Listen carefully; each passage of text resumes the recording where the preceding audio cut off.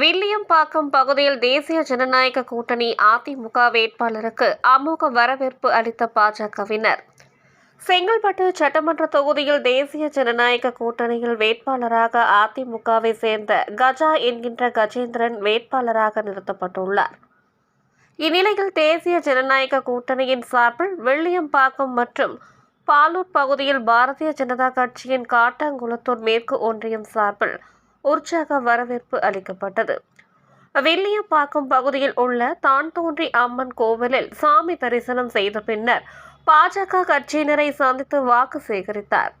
கடந்த 5 ஆண்டு கால திமுக ஆட்சியில் போதை வஸ்துக்கள் தலைவிரித்தாடுகிறது. பள்ளி சிறுவர்கள் முதல் கஞ்சா போதைக்கு அடிமையாகி உள்ளனர். அதிமுக ஆட்சி காலத்தில் கொண்டு வந்த திட்டங்களை திமுக தான் கொண்டு வந்ததாக கூறி போலி வாக்குறுதிகளை கொடுத்து மக்களை ஏமாற்றி வருகிறார்கள் என தெரிவித்தார்.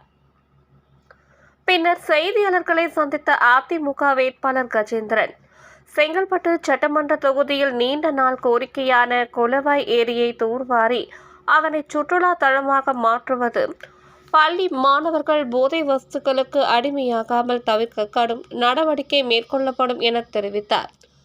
மேலும் பெண்களுக்கு முழுமையான பாதுகாப்பு, பெண்களுக்கான சுய தொழில் ஆகியவை நிறைவேற்றப்படும் என தெரிவித்தார்.